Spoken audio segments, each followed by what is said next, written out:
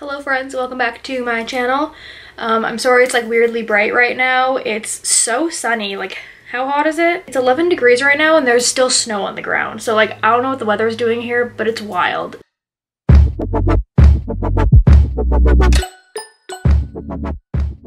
So today I thought it would be super fun to just answer a few questions. I put up some like stickers, whatever you want to call them, on Instagram asking you to ask me like general Disney questions or DCP questions or anything like that. So I'm gonna pull that up and we're gonna answer some questions today. The first question I got is, if you could have worked any attraction at Walt Disney World, which one would it have been? This one's so hard because I loved where I was. It was so chill, it was so relaxed. Like, I don't think I could have had anywhere better, like hours wise and people wise and like chill level wise. I don't think we can do it because I'm international, but Tower of Terror would be my number one just because it's like my favorite attraction.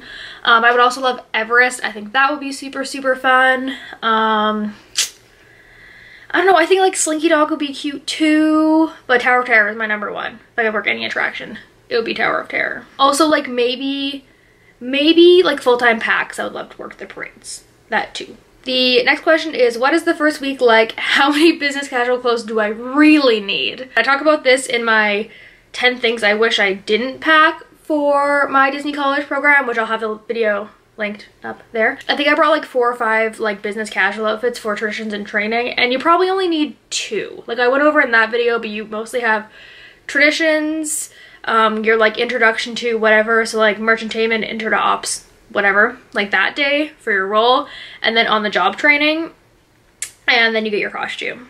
So I'd probably bring 2 just to be safe in case you have like longer training for some reason, but you definitely don't need more than 2. Next one is my favorite thing to do on my days off. I found that a lot of my days off I went to studios, just because the food, the food isn't actually that good at studios, but the tacos from Woody's Lunchbox are like literally my favorite food in all of Disney World. The only thing that it competes with is the bowls from Satula Canteen. Those are so freaking good too. Probably my ideal day off would be like sleeping in, going to DAC, riding Everest, maybe like watching Festival of the Lion King, grabbing dinner at Satula Canteen, and then closing the parks with Flight of Passage.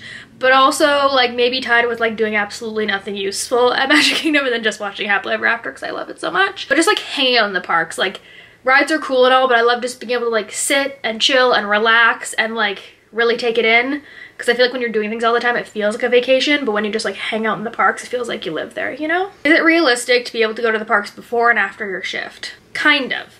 I think this really depends on your role, like what your job entails and your shifts. For me, I worked a lot of morning shifts, so I would work from 7 to 3:30 and then sometimes I'd get an early release at like noon 1, and then I would go home, change, and then go to the parks like at 4 or 5, which was totally realistic because like I was tired, but whatever. But there's other people who work like middle of the day shifts, so you could work like a 10 to 10, which I did sometimes too, and like I wouldn't get up to go to the parks for an hour before work. And also my location was really far away, so where if you worked at Magic Kingdom you could go and like ride a ride or see Festival of Fantasy or something like that and then go to work if the timing worked out. For me it was like a 2-hour trek to get home from work and then change into another park, so I would never go before work. But I think for people who work in parks it's more realistic to just like get off of work, change, and like, you know, go watch the fireworks. Do you know what attraction you'll be working at? How does that work? You don't actually know technically exactly where you're working a lot of the case until you get there. So a week before you leave you get your itinerary. I actually have my itinerary like somewhere. Nor my like janky traditions folder. But before you go, you get this emailed to you. This is your itinerary. So like for me, it has my printer, my name, program dates, all that stuff, my role, which was attractions, and then job location. And mine says Ops, Typhoon Lagoon, Main, and After, which was Typhoon Lagoon main entrance attractions. So I had a pretty good idea of where I was working, but with that being said, like I have said before, I got parking and I didn't realize that I had parking until I was literally already through traditions, through my training, at the end of my on-the-job training for main entrance attractions at Typhoon. And then a lot of attractions you'll get like, you know, Future World East, and that could be, you know, a bunch of things. So depending on your location, it'll say this section you could be, you know, Soarin', Turtle Talk with Crush, Nemo Ride, Spaceship Earth I think is included in that. Something like that. You could get, you know, Magic Kingdom, Fantasyland, something, and you could be Small World, Peter Pan, PhilharMagic. I think there's something else in there. So you'll have an idea a week out when you get this, but you won't actually know necessarily what your attraction is a lot of the time until you're there. I think the only ones that you definitely know would be like Main Street Pack or something like that. Odd question, but do you get to choose if your school or your city goes on your name tag? If you are in the Disney College program, then you can choose. So I think they automatically put your school on, and then you can either swap out your name tag at casting, costuming, or you can pay $5 and get an additional name tag, and then you can put your city on it. For us, we don't have that option as international. One of my roommates tried last year. I guess they have like a roster of schools essentially, and we are not on that. So she tried to go get Ryerson, I think, put on one, and they said that she couldn't. So we just have to do our city, and they will automatically put the city that's on your passport, so your birth city, on it, but you can pay the $5 and you can get them to switch out the city, which is what I'll probably do this year. How do cast discounts work for family visiting? But it depends on what you're like talking about. So tickets, they do have a 10% discount on park tickets and annual passes.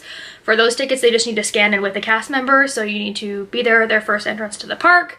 For hotel discounts, it varies. When you have access to the Hub, which is the online Disney cast system, you can go on and get like an overall idea of pricing for resorts, but a lot of people say that if you call the cast line, you'll get a better deal. So I don't know, Disney hotels all work on capacity, so if you book a room when it's, you know, 20% capacity, it'll be a lot cheaper than when you book a room when it's 90% capacity, and it's the same for cast.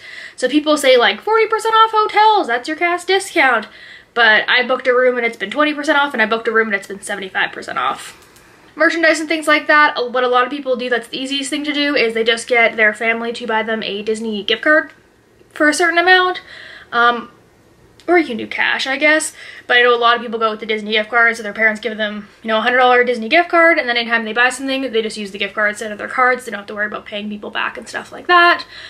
Or you can just do cash, but you do need to be the one that is paying for the transaction. If you're doing merchandise, you can't like use your mom's credit card to buy merchandise at Disneyland.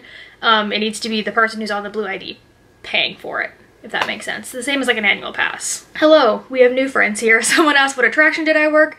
I just said I worked Typhoon Lagoon main entrance attraction, so that was greeter and parking at Typhoon. Someone asked, did you ever get homesick on your program? If so, what did you do to help with it? Honestly, didn't. Like, no offense to my family, but like, I lived away from them for 7 years. I'm fine on my own. I will miss Kat this year. You can't see, but I'm pointing at Kat. I just talk to my family a lot. The Wi-Fi isn't good, but I would, if I was in the parks alone, like put headphones in and FaceTime my mom. I would talk to her, FaceTime her at home, text her. All my friends, I had like a Snapchat streak with all my friends. I don't know. I found that like you're so busy that you don't have time to get homesick. Like when you're working, you know, 45, 55, 60 hours a week, you are literally there to work and sleep, and then you're trying to do stuff that's fun on your days off, so I didn't even think about it. I was just so tired and so busy all the time that I never thought about it. Someone asked my favorite Walt Disney World bathroom, and honestly I thought about this for so long, and like, did I just not pee the whole summer? Because I don't remember any of them. Obviously the Tangled washrooms are a thing, and the Toy Story washrooms are cute, but like I literally don't remember going to the washroom at all. So like, I don't know if I have an actual favorite one. And I'm like nervous for my whole body. Because I was real hydrated, I promise, but I don't know. What is your favorite all-time park and why? There are very few things in this world that I love more than Animal Kingdom. I would die for Animal Kingdom. I will fight anyone that says that Animal Kingdom is not the best park, because objectively it is the best park. I'm sorry, you're wrong if you don't agree with me. I do love Disneyland for like the nostalgia. Even I love Disneyland, but honestly I love California Adventure. It's like such a nostalgic park for me. I love it so much. But if we're not talking about West Coast parks, Animal Kingdom has literally everyone beat, hands down. No questions asked. New to 21 here, what are the best drinks at Disney, and also, do people really party that much? I think there's a lot of drunk people around, but I don't think anyone really parties. If you want to, you can. You can like use their gross party buses, and you can go to like Senor Frogs, and you can go to downtown Orlando, but I never did that because I don't like to spend money. Sorry. I love jelly rolls so much. Like jelly rolls on a Sunday with those like $12 32-ounce drinks. Oh, that gets me. I love that. I think it's so much fun. That's as much like partying as I did. Best drinks in Disney World? Number 1 is the lemon citron slush from the France Pavilion. So good. The Fiesta Margarita. If you want to get real drunk real fast for not a ton of money, the Fiesta Margarita in the Mexico Pavilion. Am I drunk right now? The Fiesta Margarita in the Mexico Pavilion is bomb. Studios, ooh, not a good drink, but a gross drink. The grown-up lemonade from Woody's is like actually disgusting. Don't recommend that. I kind of like the Night Blossom, but like it's definitely an acquired taste. It's really like sweet and really sour, but there's a few things this year that are definitely on my list. I really want to try the moonshine drink from Flower and Garden. That's like so expensive, but sounds real good. So I'm excited for that. And there's a few other drinks at Animal Kingdom that I feel like have come out recently, but France Slush, Fiesta Margarita in Mexico are my top 2. I think that's it. I just posted another one right before I filmed this and was like, last chance to ask me anything if y'all want to, so. I have one additional question from one of my old coworkers, and she said, are you excited for Star Wars? Are you excited for the Star Wars part of Disney to open? And like, I'm kind of torn. So my program ends August 29th, and if you do not know, Star Wars Galaxy's Edge opens in Disney World August 29th. So literally my program end date is the day it opens, and I think cast members will be blocked out anyways, but I did accidentally purchase an extra 4-day park hopper ticket last year, and I'm sticking around till September 4th, so I think I may just take those 4 days to like go and hang out and do Star Wars. So if you guys would be interested in Star Wars stuff and you want to see vlogs of Star Wars, let me know. It's definitely like kind of up in the air right now, but it's something that I'm thinking about. I generally really enjoy the Star Wars movies, so I'm happy it's there, but I also, okay, Walt Disney World, I think it's great. I think it belongs to Hollywood Studios. I think it has a good area. I think it's gonna be amazing. I'm so for it in Hollywood Studios. At Walt Disney World, I don't like the like the whole idea of it being in Disneyland. I think they should have opened a 3rd gate. I think the location is ridiculous. I think it's gonna crowd the park so much. I don't know if Disneyland like physically will be able to handle it. And I think it's just a dumb location. Like, I don't understand why they would put it there. I get that it's like totally a space thing. Haha, jokes, Star Wars in space. You know what I mean, like physical space. But they were gonna build that hotel and then they pulled out of that, so it would have made more sense if they just made a 3rd gate that was like Star Wars and Marvel-y to me over there.